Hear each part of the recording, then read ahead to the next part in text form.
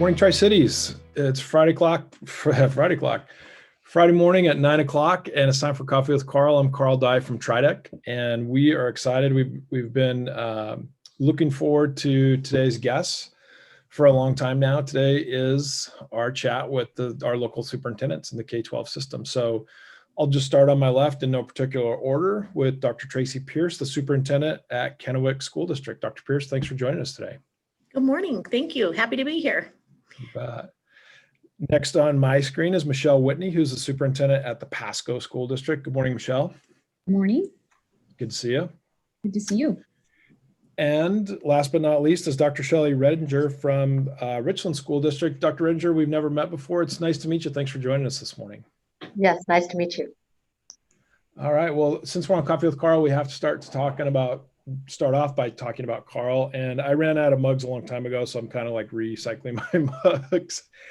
And we did ask all of our partners to send us like free mugs. So today I'm going to talk about the Port of Pasco. Port of Pasco is an important economic development partner for TriDeck and for our whole region. They've got great facilities from Osprey Point to Big Pasco to the development of the Ryman Industrial Center, which yesterday was just announced that they won a state CURB grant, which is focused on economic development, that they'll be able to build some infrastructure there. So a little plug for Port of Pasco. Thanks for the free mug. And let's start with Dr. Redinger. Do you have a mug or a coffee story you'd like to lead off with today? Oh, well, let's see. I'm at a school, and so we've been doing these checks, and so it's been kind of busy. So I guess my story is I'm not a fan of coffee. I love how it smells, but I'm a big tea drinker. So go green tea. Go green tea. I can't remember the name of the book now, but there was a book I read a long time ago, and most of the book's story was about this guy that lived in Brazil and how he was sure that coffee was some type of conspiracy theory. Like there were all these bad chemicals in it and stuff. So I don't think you're alone in that. And I think that's a great position to have. Okay.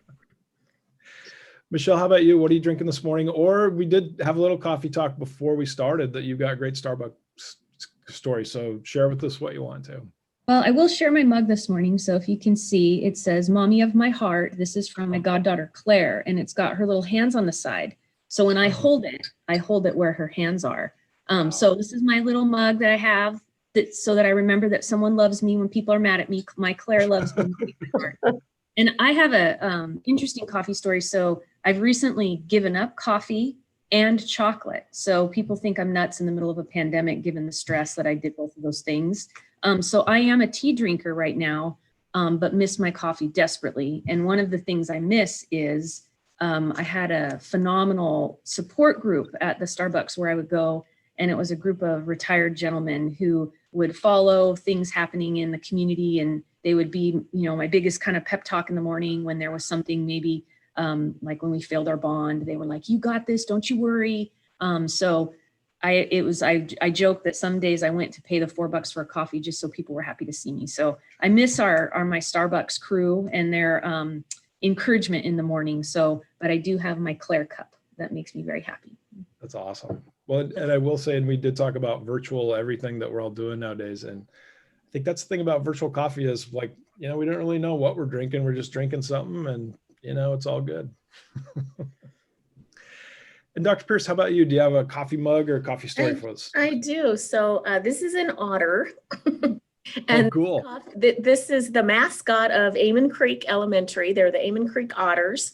And so Amon Creek, of course, is one of our elementary schools. We've got 18. And when I was there visiting the other day, because we're so happy that we've got our K-5 students back on campus for in-person hybrid learning, I was given this cute little coffee mug with the otter. So I thought I'd feature it today. And I am a big coffee drinker. I don't think I could ever give up coffee in any circumstance. And it's funny because this little cute coffee cup, right? My regular coffee cup, though, my real coffee cup is this.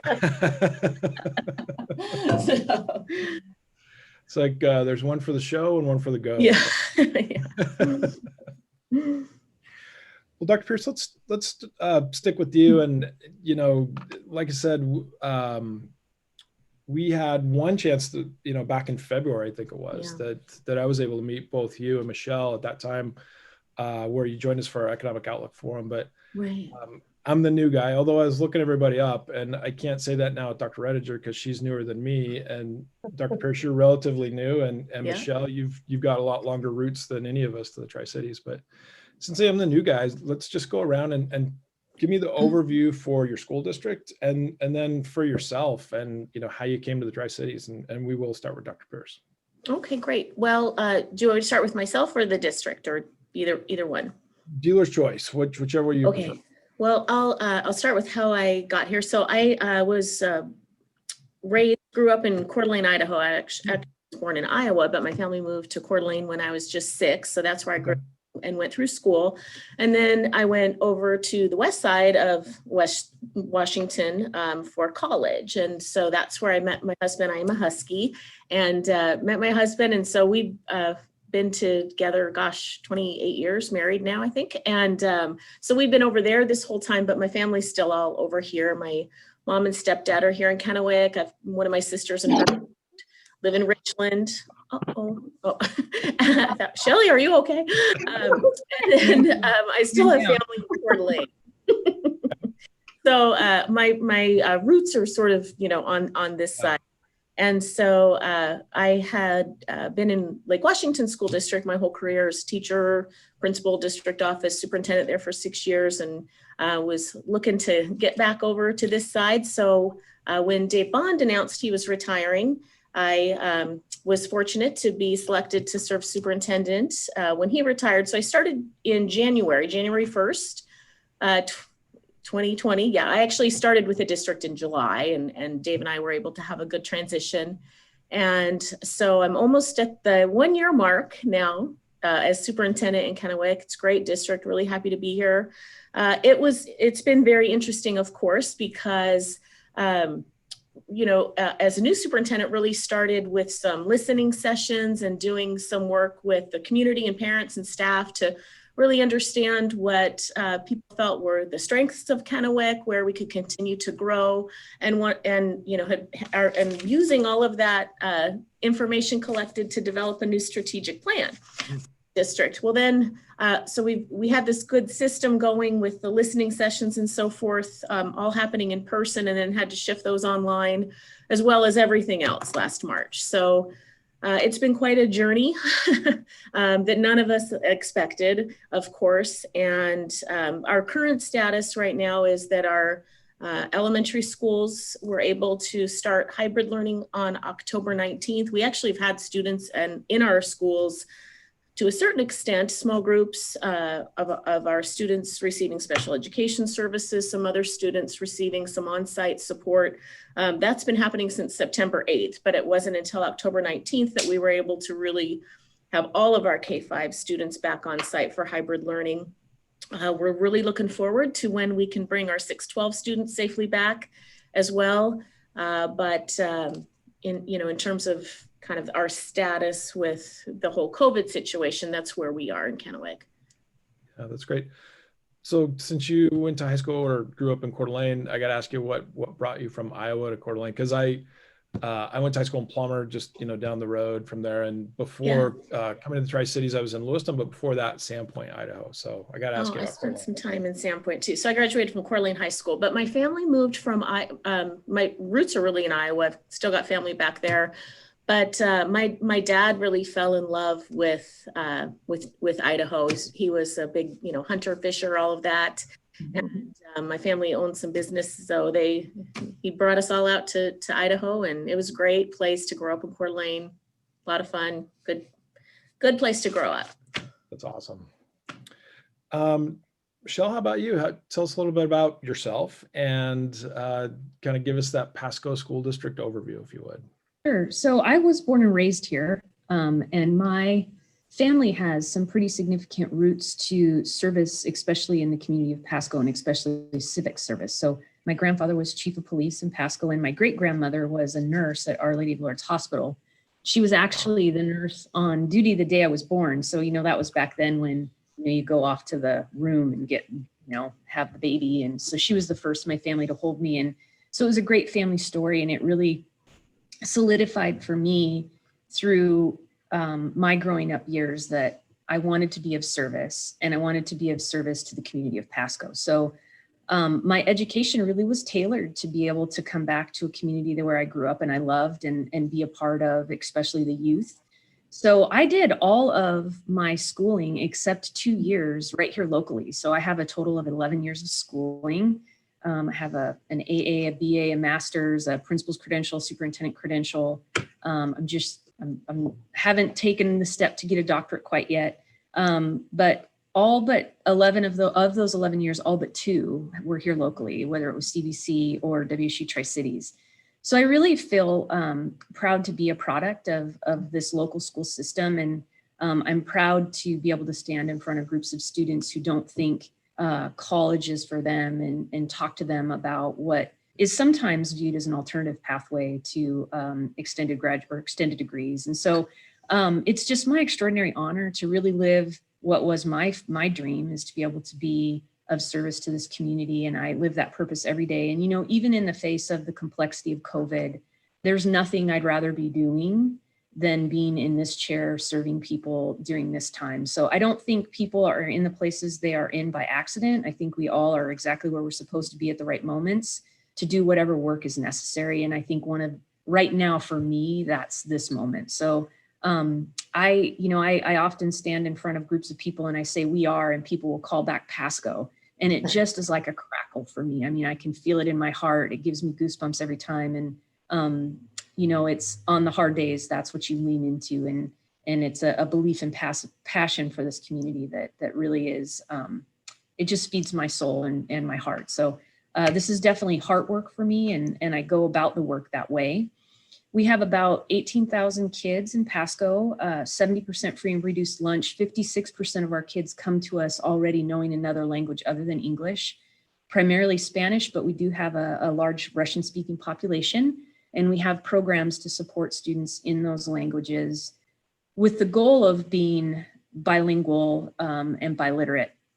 And we've expanded our two-way dual language program that really allows any student who wants to be bilingual, whether you have a native language other than English as you begin with us. We've expanded the opportunity for our kids to start that journey in kindergarten and be supported K-12.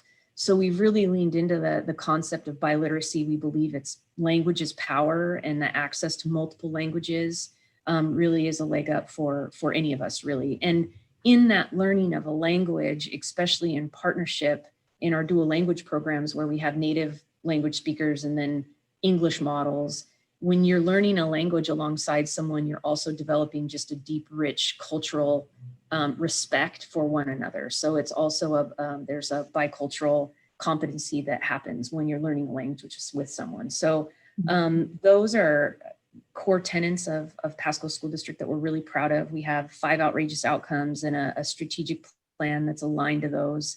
And that work has resulted in 7 of our schools were recognized by the State Board of Education in the midst of COVID in the spring for growth and gains toward targets. So we're really proud of that work. I've been in the district 25 years, but this is just my 5th year as superintendent.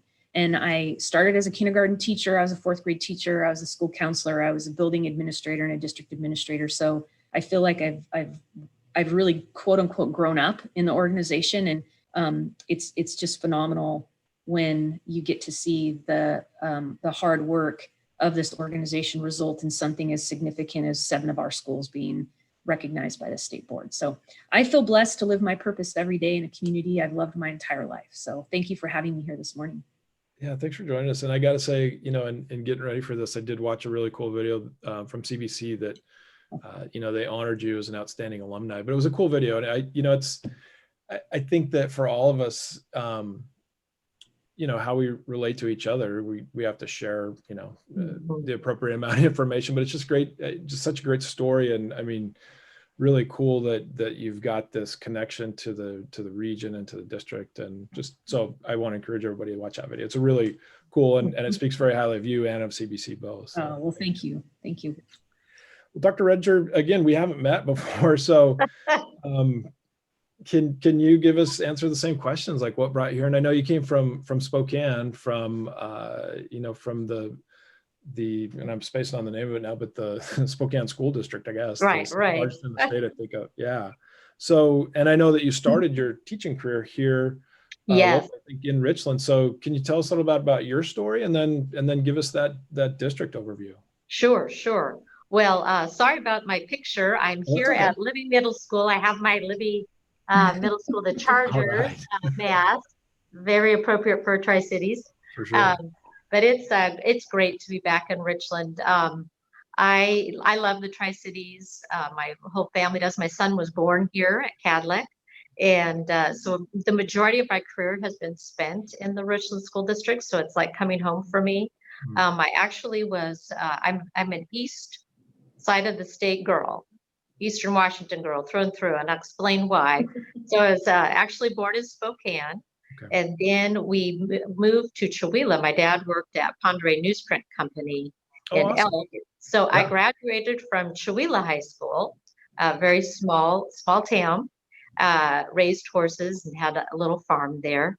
And then I actually went to WSU, so Washington State University, and that's where I met my husband, who's an engineer. We both graduated from Washington State University, and he's an engineer. I'm the educator, and so obvious the logical place to go is the Tri-Cities. So he started his career at the time. It was advanced nuclear fuels, and then it became Siemens Nuclear Power. So we spent, and I started as a second grade teacher at Jefferson Elementary, and have just wonderful, wonderful memories of my teaching experiences there. My husband had a job opportunity to go work at Westinghouse in Columbia, South Carolina. So we took a jaunt, both of us being from Washington. He's from Vancouver, Washington. It was a big cultural experience for both of us, and it was wonderful. And I still love sweet tea, sweet green tea. So that is my vice. I like it sweet. So I'm not all healthy with that green tea. But we loved South Carolina. We spent 5 years there. I finished my doctorate there. So I have a PhD from the University of South Carolina. So I'm a Cougar, WSU, and I'm also a Gamecock. And then I became a principal there. And every once in a while, you can hear a little bit of a Southern accent because when you're there for 5 years, and I was in the school system, when I go back, it's easy to get back that little bit of a drawl. But after that, we did come back to Richland, and my husband was offered a job back at his old company. I became principal at Sacagewea Elementary in Richland, so came back to Richland. Then was promoted to executive director of teaching and learning. I was in that position for 8 years. So I've spent, like I said, the majority of my career in Richland. My superintendent at the time said, "You should be a superintendent." I thought he was nuts. I was like, "What are you talking about?" But he mentored and nurtured me, Rich Semler, a longtime superintendent in Richland.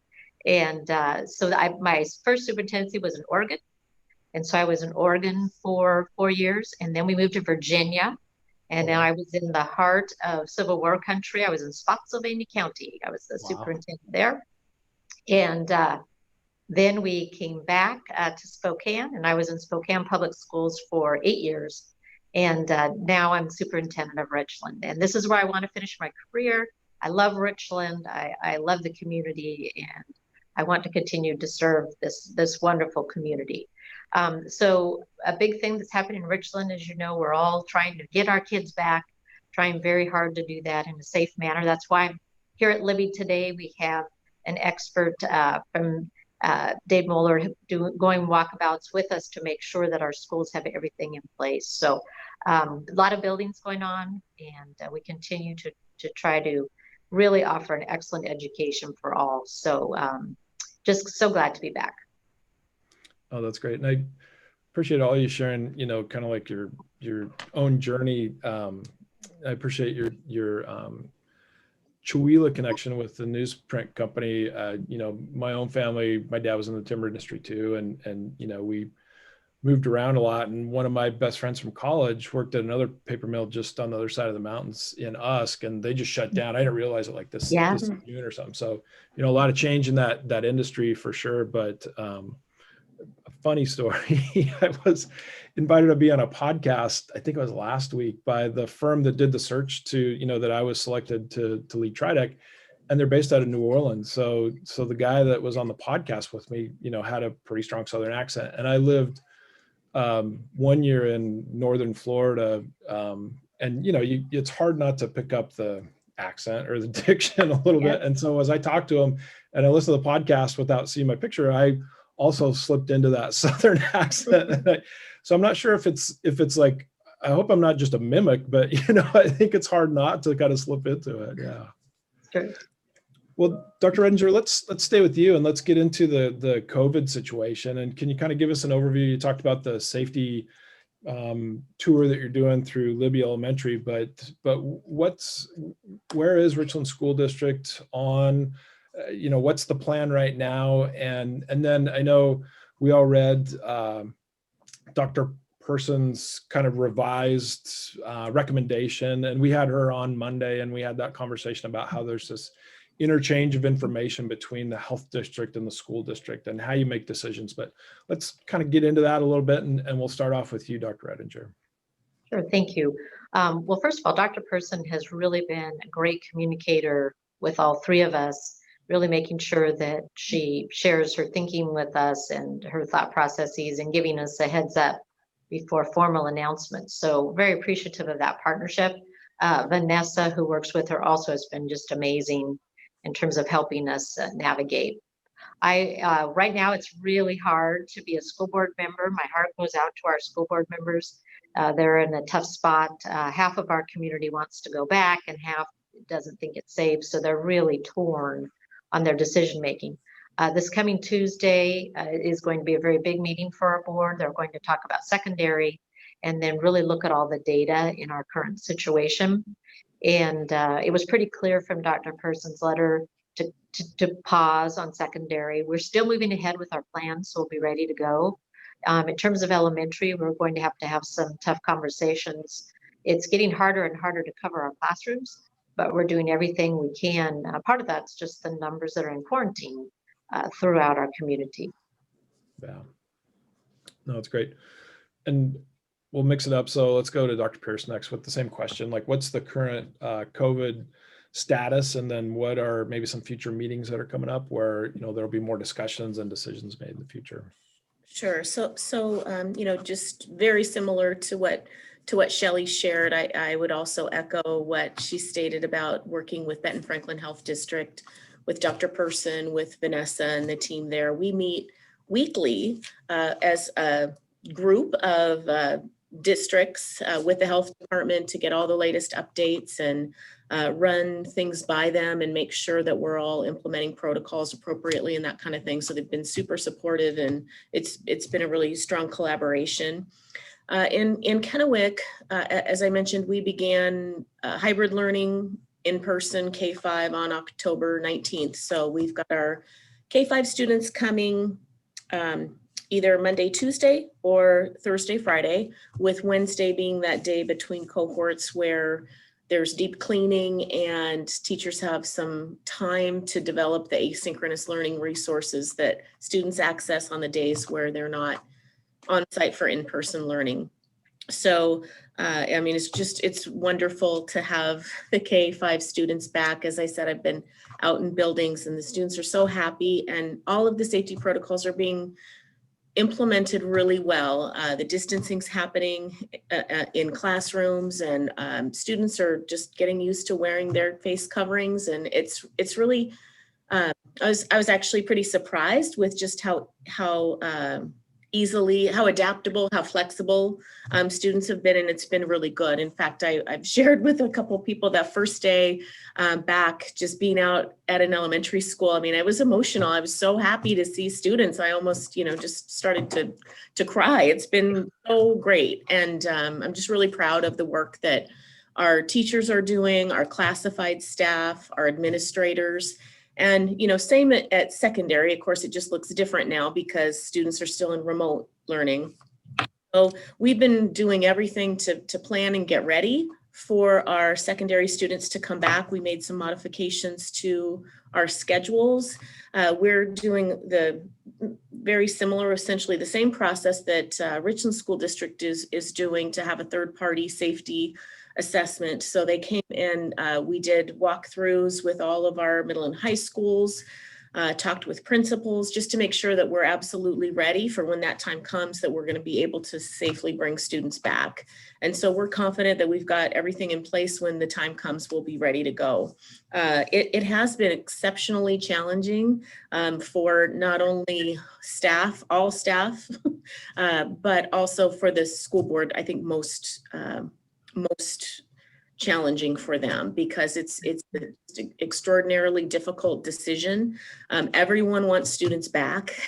Everyone wants everybody to be safe, students and staff. And so it's just very challenging to know when the right time to do that. And I've been committed all along, as I know my colleagues here have, to recommending that we follow the recommendations of the health district. You know, none of us, we're maybe experts in education, but we're not experts in pandemics or public health. And so we really do follow the guidance of our public health officials and believe that that's important to do. So we're hopeful, right? We just had a board meeting this week on Wednesday. And it was wonderful. Dr. Person was there to provide information. It was the day that the new recommendations from the health district were released. So she was able to talk through the rationale and the data with our board and for our community. And the other thing I just have to say real quick on that is, since we're right now, because of the governor's proclamation, having to have all of our meetings, our board meetings through Zoom or virtual means, you know, I guess one little silver lining in that is that so many people can attend the board meetings.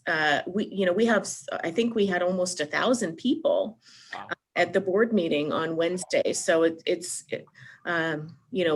we've often talked about learnings from some of this current situation and silver lining and things that we want to continue and be able to, once things get back to normal, you know, are there some aspects of some of our things that we want to continue, either from an educational standpoint or an access standpoint? And so anyway, I just thought I would share that. Our board was able to get that updated information from Dr. Person, also get the results of our third-party safety assessment. And so right now we're just in a holding pattern with what's current with the elementary on campus for hybrid, our middle and high schools in remote, and our board, you know, meets every month, and they're going to continue to monitor the situation as new recommendations come from the health district. I'll be bringing those forward, and as soon as it's safely possible, we're ready to go from a district perspective to bring our students back. That's awesome. And we did get a question on Facebook, and I know we still need to go back to Michelle, but the question related about the different age groups and the health district recommendation. So with the new recommendation that we pause kind of the middle school, high school, and what I'm hearing you say is that essentially the board is looking at the data that's available in partnership with the health district every month at their meeting. And so there's no plan beyond, let's track the data and let's see what the health district recommends and what the data shows month by month. And I mean, that seems like a great process. So we did get that question, and I did want to highlight with what you just said, because I think that, you know, in light of this, I think it makes most sense. And I know we've been working with it's called the Washington State Academy of Sciences. And so there's a lot of scientists, even locally from PNNL, that are in that group, and they've offered to even, you know, host some community forums. We're trying to set one, or help set one up right now, for like business leaders, because this idea that all of your boards are facing, you know, how do we make decisions in a pandemic that no one's ever been through? And how do we balance? Like, you know, I really appreciate what Dr. Person has always said, in that, you know, balancing the value of in-person learning for kids and the education that they need with health and safety guidelines in a pandemic is something that's a really hard balance. But I just appreciate this discussion. And I think, you know, slightly off topic, but I was a county commissioner for 2 years. I was only for 2 years because I learned, you know, about elections in that. But I just say, for anybody, and 1,000 people participating in your school board meeting, that's awesome. But I think for any parent or people in every one school district, we always want to encourage everybody to consider running for school board, right? Like, it is a really tough job, but it's so critically important. And in tough times or good times, to get people involved and get them involved in the process is something that is really good for anybody. So I'll just throw that plug out there too. And then move on to Michelle with the same question. Where are you guys at on COVID, and what are the plans, or what's your process in, trying to balance this situation we're in?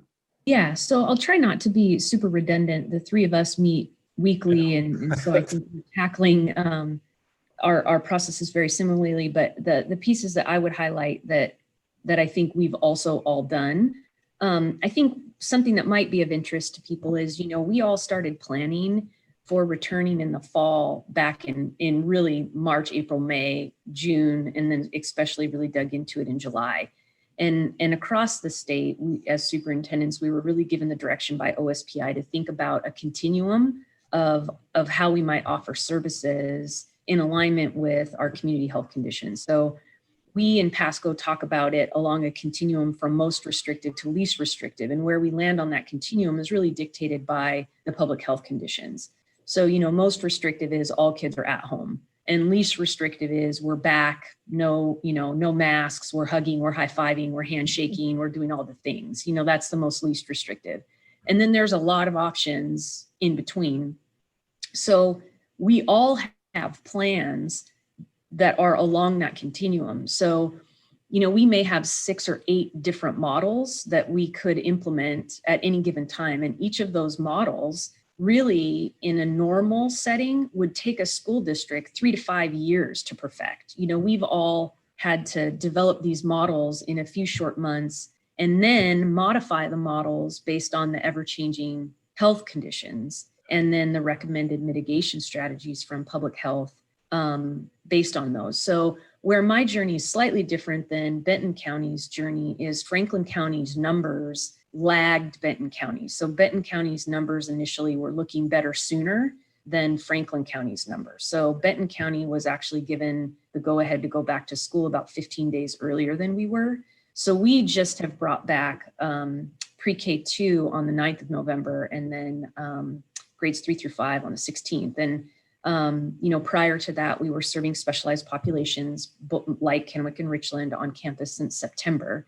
So we were serving about 500 to 600 kids who were identified as needing in-person services under this umbrella of a specialized service. So those students had been attending since September and highly successful with the mitigation strategies that the health department recommended. Students were able to do that successfully and staff were able to be on campus successfully. So we've just started our journey back. Like I said, on the 9th, we brought our first groups of kids back, and much like Traci, it was a very emotional.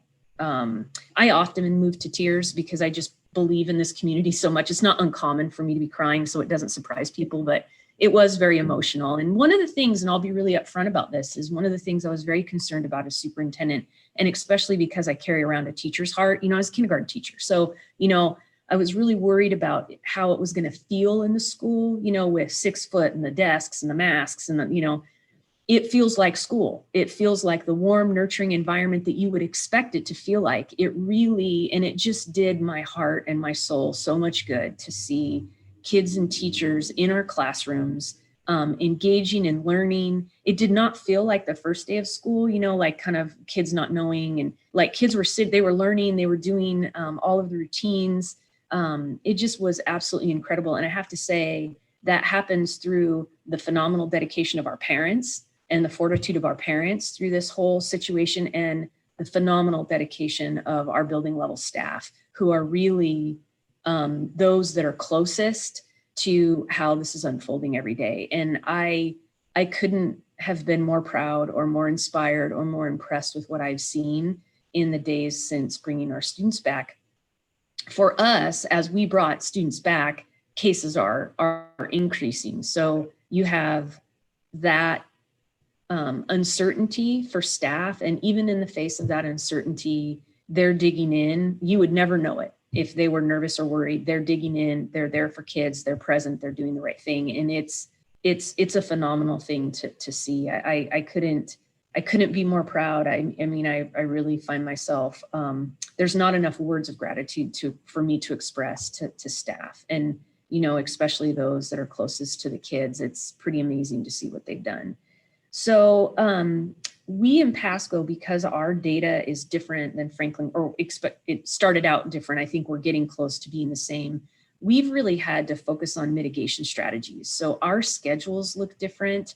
Our kids come to school for just a couple hours a day. And that's so that we're not serving meals. Our kids are not eating meals on campus where they have to take their mask off. And that was mitigation strategies that were developed in partnership with Ben Franklin Health District.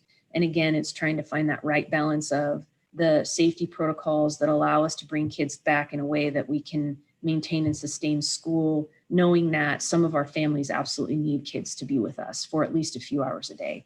So we're really trying to find that balance down the middle between those that, because in any given day, you'll get an email that says you should be full open, no restrictions, or you should be fully closed. And like one morning I got one minute and the next minute I got the other. And it really just was illustrative of kind of the situation that we're all in. So what we're trying to do is really find this path down the middle where we can implement mitigation strategies that allow people to make some choices, whether they want to be on campus or still continue to stay at home. The staying at home model we are working on, and we need to make it more robust than it currently is now, to allow that to be a robust choice for parents. And then that would also allow some additional opportunities for choice for staff. And then aside from that, and I know all three of us have like a virtual learning academy. Ours is called iPal. Richland has one, Kennewick has one. And that's that program can always be virtual.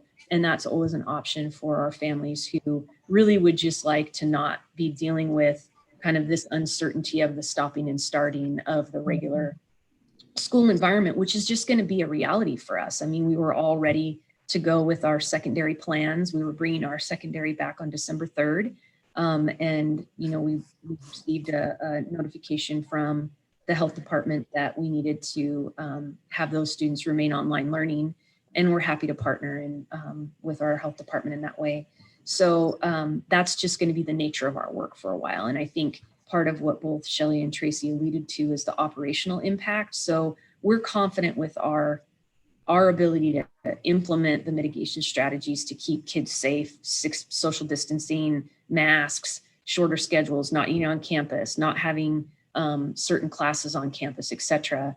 There's a point at which, though, when the number of cases continue to go up, that it'll be difficult for us to find substitutes. It'll be difficult for us to find people to do crosswalk duty, et cetera. So those are the numbers that we're monitoring now to make sure that we can have the right operational structures in place. And we may have to get very innovative and creative about how to solve those challenges moving forward. So it'll be a journey for all of us. And I know that the community is, and on any given day, we're frustrated, on any given day, we're celebrating just like the community. And so I know that the community is probably tired of hearing, we all just need to lean in this together with a little bit of grace and a lot of patience and a lot of flexibility. And I'm confident that as a community, we'll move through this together. We've done hard things before and we'll do it again. So again, I'm proud to be doing the work. And while we launch programs that are not perfect out of the gate, we do persist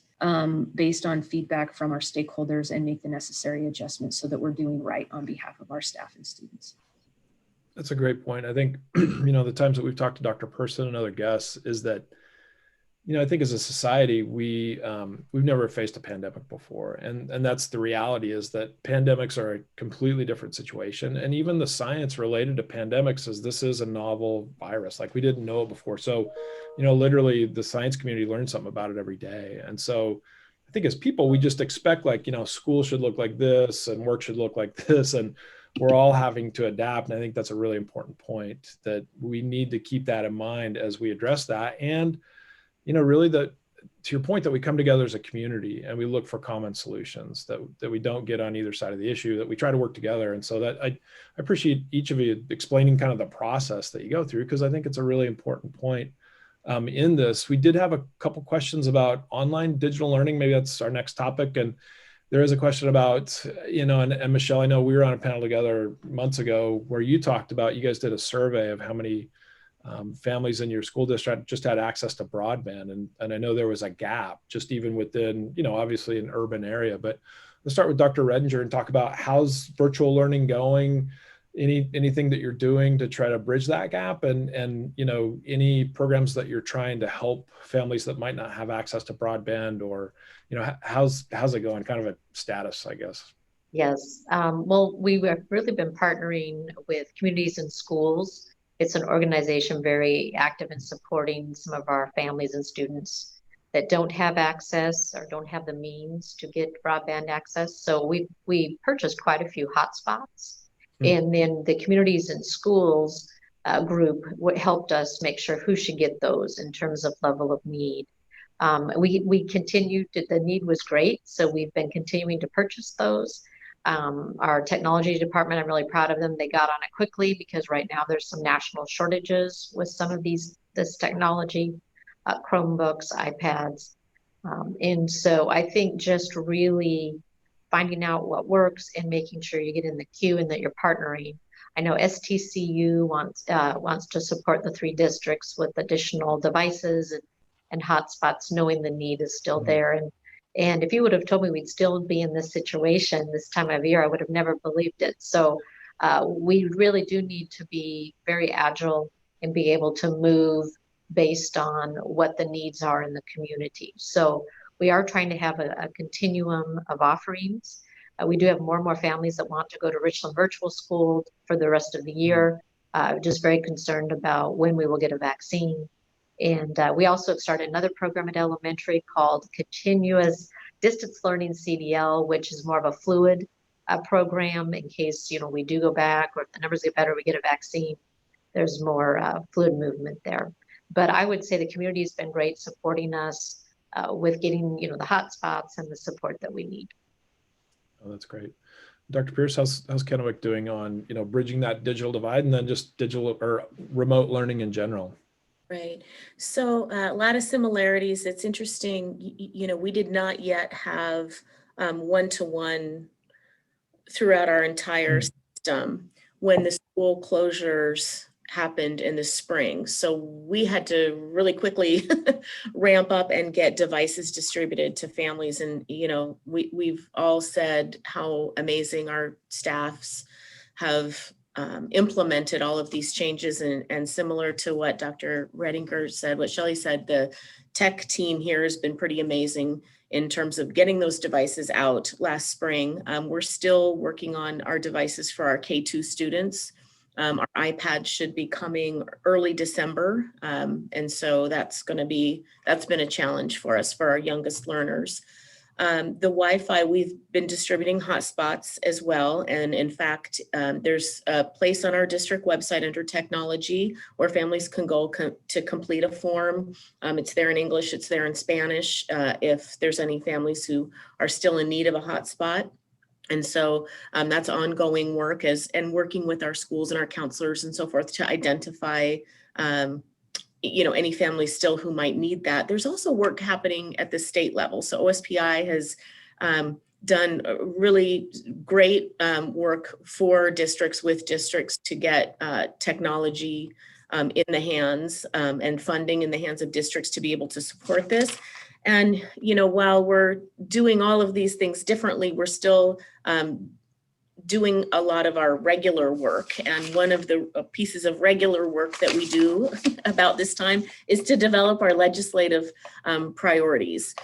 So our board just finalized our 2021 legislative priorities. We do that prior to session every year. And there is a whole section on access and opportunity for students and educators. And one of our priorities is to urge the legislature to continue to invest in the infrastructure for broadband access for students and families. And this is really a statewide issue. While of course we're, concerned about the students in our own district, we've got, as we all know, in the state, very rural areas where it's extraordinarily difficult for families to access. So this is an area where statewide we can come together and work to advocate for families and students across the state. And so we're also asking, you know, them to continue to kind of backfill this funding. So as we've invested in hotspots and technology, and I have to say, I'm very fortunate. We're very fortunate here in Kennewick that our community supported the technology levy a couple of years ago. Without that technology levy, we wouldn't have the funding to provide all of these devices and access to families that we do. And so I'm really grateful for our community and our parents that was in place, so we could get these devices quickly out and ramp that up. But anyway, it's an area of continued, I think, advocacy for all of us. And I think it really has exposed the need in the community and across the state. And you think even in normal times, that importance to have access to technology at home to support learning. So that's what we're doing and continue to do. Yeah. That's great. Well, we have another question and we're down to about 13 minutes. So I might switch this. Michelle, you're great because I know that you guys meet every week, and I really appreciate the fact that even though you're 3 different districts, that you do have those communications and share as much as possible. So I don't want to be redundant on answering questions, but I might just throw in the next question, which is from remote learning and, you know, kind of quickly being able to implement remote learning to overcome the pandemic situation. Do you see anything coming out of the pandemic that there might be crossover so like lessons learned in remote learning and technology that might influence or change the way that we, you know, work on education in the future? And yeah, Michelle, if you could kick that one off. Sure. I was, one of the things that I've continued to do, one of the things that is one of my favorite things to do is do classroom visitation. So every Monday, Wednesday, Thursday morning in regular pre-COVID, I would start my day in a classroom. So in this COVID environment, I sent out just an email like, hey, if you'd like me to come to your classroom, please let me. I'm desperate to see kids. And so teachers were very generous in allowing me to visit their classrooms. And I was in a middle school science classroom, and the teacher has so skillfully utilized the virtual platforms that are available in Teams with classroom notebooks, and it allows her to deploy content in this virtual environment. But in looking at the way that also standardizes and increases access for kids, there's definitely a crossover into kind of the regular teaching environment. And so when I talked to her after, she said, well, I was set up perfectly because I was doing this way with my kids pre-COVID. And it just was this amazing way to keep kids organized, the efficiency of deploying assignments to kids, the way that she could grade and give feedback online in an organized way through Teams, the email for parent access. I mean, it just was this amazing hub for communicating learning. And then kids could interact virtually, like while she was doing her lecture, by like labeling the diagrams of, you know, plate tectonics. And it was just really, really interactive and incredible. And I was absolutely blown away when she told me, oh, this is how I was running my classroom before. Wow. And so I just thought, you know, that is just an amazing example of an innovation for some teachers, not for her, that happened because of COVID. But really, for her, had applications pre-COVID, and for a lot of teachers who learned it because COVID required it of them, could maintain those after COVID. So I think there's some instructional platforms like that and some instructional organization through technology that definitely will sustain us after COVID. I think the other pieces is the ability to access, to have stakeholder engagement differently. So like Traci talked about, you know, we have thousands or 1,000 people showing up to our board meetings. I had some town hall meetings where, you know, over the course of 3 meetings, I don't know, I had like 500 or 600 people show up on these virtual environments. You know, I've always done like where I go to the coffee shop and sit there and people come and visit. And I love doing that. And I still will do that post-COVID when I'm allowed to, but also adding in maybe a virtual coffee hour where people who can't get away from their office, but they could jump online for a few minutes to visit. You know, we've increased input from our stakeholders through surveying. Now, I do think Stakeholders would like us to take a break from surveying for a while because we've been doing a lot of it. But what we learned in that is that it is a quick and robust way to get feedback from your stakeholders. The other thing I learned from listening to the community is, while we have always had the iPal, we've had iPal for 13 years. So we've had this virtual academy, but it really is very parent and student directed with progress monitoring check-ins with the teacher. The online at-home learning is, a teacher showing up every day to teach online. There are families who even post-COVID want something in between the iPal environment and full in-person instruction. And so I do think that our learning around the at-home learning, or I think Traci calls it remote learning, or you call it distance learning, we call it at-home learning. I think there is a place for that post-COVID to meet the needs of some of our families who want some flexibility, but more support than what the iPal virtual learning offers.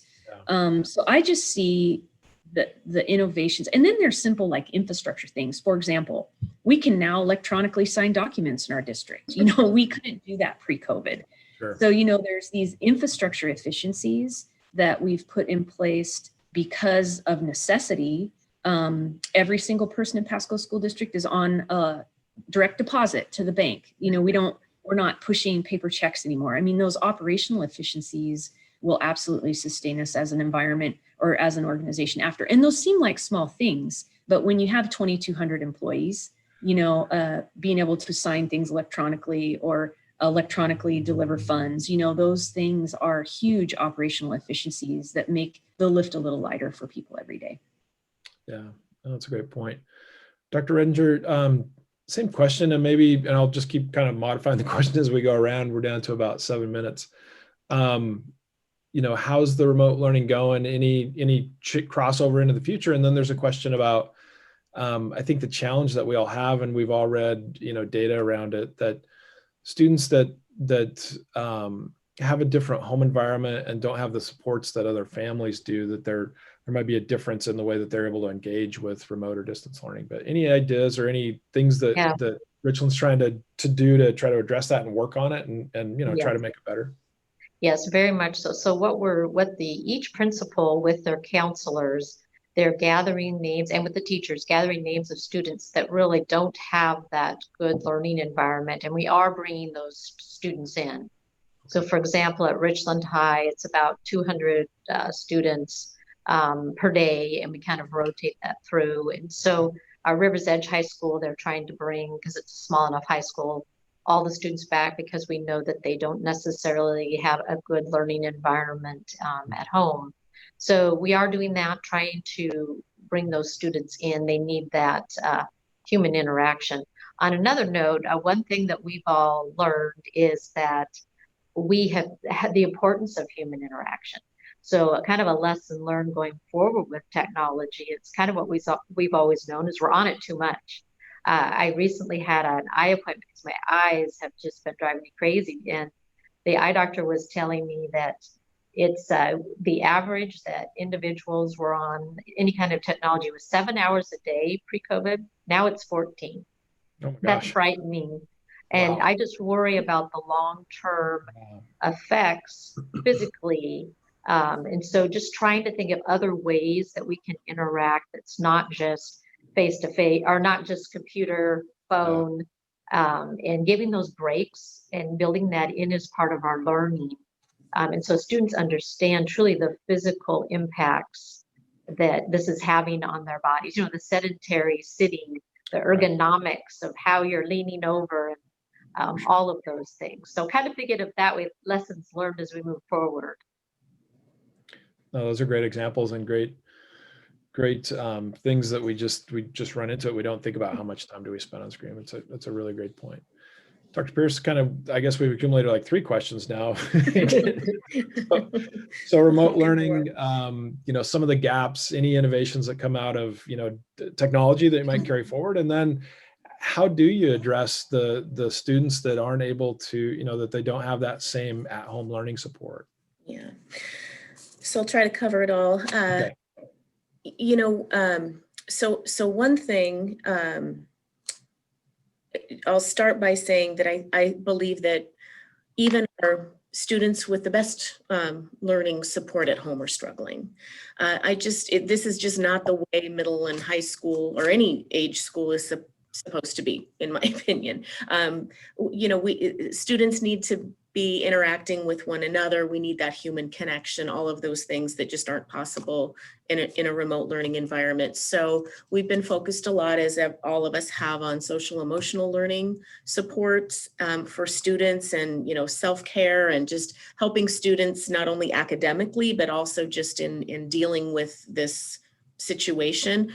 We recently, you know, we've had to shift how we're doing some things, and actually wanted to make those shifts. We used to do something, we're still doing it, it's called Get to Know Kennewick Schools. And it used to be a one-day event that was held here at the Resource Center. It was held during the day. And so some, you know, people attended, and there was a lot of people who weren't able to attend and didn't attend that event. We've even pre-COVID wanted to shift that event. And so now, you know, at some point it'll be in person, kind of a hybrid in person, with the opportunity for people to attend virtually as well. And it'll be in the evening and those kind of things. So right now it's just a webinar format, where an interactive webinar. We've had two, and our most recent one was earlier in the week, and it was focused on social emotional learning. So we're trying to not only differently engage with families, but also provide different kind of supports to our students. I met recently, because we can't meet in person, we're meeting on Zoom with the Superintendent Student Advisory Group, and we meet every month. This group of high school students, representative from all of our high schools. And, you know, what we talk about is what's working, what's not working for you and for your peers. And they have great ideas. You know, they talked about motivation, that it's just really hard to get motivated, you know, to get up and get ready and do everything. And they feel like there's a whole lot of work that's being expected. And so I think teachers, of course, are trying to compensate for the time they don't have in person with students, and giving them, you know, more things to read and do on their own. And it's starting to feel overwhelming for students. So that's feedback that we need, and we need our teachers to understand that. We need to figure out how can we differently motivate students until we can get them back on site. And they also talked about things like life skills, like time management workshop. They're like, we're not used to all of this unstructured time.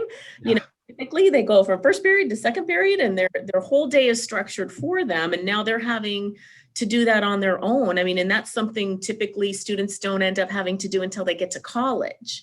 So how they said, if you guys could run some time management workshops for us, that would be very helpful. So we're listening to our students, we're listening to our families and our teachers, and trying to figure out what can we do. And then I think, you know, there's learning coming out of all of this. So that's a great thing we could do even, you know, for all students. Why wait until they get to college and struggle with that? Why don't we prep them for better managing their time at the high school level? We're, you know, been talking about things like how this could open up an opportunity for virtual job shadows and virtual internships. Yeah. And all of those kind of things. So I think there's, you know, it's hard on the day-to-day when we know so many families and students are struggling, and there's so much challenge, but there will be some silver lining out of all of this that's going to help us improve our systems, I believe, and better serve our students and families. Yeah, I totally agree. And I got to apologize because it's already 10 o'clock and we didn't even get a chance to talk about the thing that we're really excited about talking about the, you know, the connection in between education, K-12 systems and, you know, economic development and the workforce and ways to improve that. So if I can throw it out to all of you, maybe after the new year, we could reconvene, and obviously we'll check in on COVID, how things are going, but really focus on that next step. Cause that's what I'm excited to talk about. Like before we went into COVID, you know, skills and workforce were the biggest limiting factor in economic growth. And so, you know, critical relationship that we all have. I just want to thank you all for coming on this morning, and maybe just go around really quickly with the brief closing statement so we can get everybody back to work. But thank you for your time. Thank you for your partnership, and thanks for the great job that you're doing for all of our students in our community. So let's start off with Dr. Redinger. Well, just a big thank you. Next time I'll bring my coffee cup or my tea cup. I apologize, I didn't have That's one. okay. But really looking forward to our next meeting, and really want to support the business community. So. Thank No, you well, for having us on. well, as a newcomer to the Tri-Cities, welcome back to the Tri-Cities. It's nice Thanks. to meet you virtually, and thanks for joining us. Dr. Pierce, thank you. Thank you. It's been Statement. great. Appreciate the Yeah. opportunity. Thank you. Just want to, I guess, close by saying a big shout out to our families, to our students, and to our staff for all of their efforts during this really challenging time, and to our board for sure. Appreciate their elected officials, their public servants. They don't get paid to do their very important, challenging job. So they've been wonderful, and just really appreciate their leadership. It's a great point. It's a hard job. My next oldest sister just stepped down from the board over in Liberty, and I forget how long she was on it, but they just like you guys, you get a lot of input from different parents and different groups, as do board members. It's a really tough time, especially now. So that's a great point. Thank all them for their service too. And Michelle, do you have a closing remark? Well, just thank you for having us. And I definitely look forward to coming back in January. And just in the spirit of Thanksgiving, it's an opportunity for us all to be reflective. And I feel so blessed to be able to list a list an arm's length long of the things I'm grateful for, and this community and the students, and my ability to get to serve every day in that capacity is just absolutely at the top of that list. So I would encourage others to think about the things you're grateful for, and know that Pasco School District and the community that I serve is on the top of my list. So thank you for having me. No, thank you all. And I do want to bring up that through social media, we are getting a lot of thank yous from the social media feed that we have going on. So on behalf of everybody that's listening, thank you all very much, and your boards and your staff, and just the whole team. And I think to me, that's what's great about the Tri-Cities, is we are really one community. We are really one team. So thank you all for your time this morning, and we will have you back after the new year, and we'll take that next step in our discussion. So thanks, and have a great day. Thank you. Thank you. Bye-bye.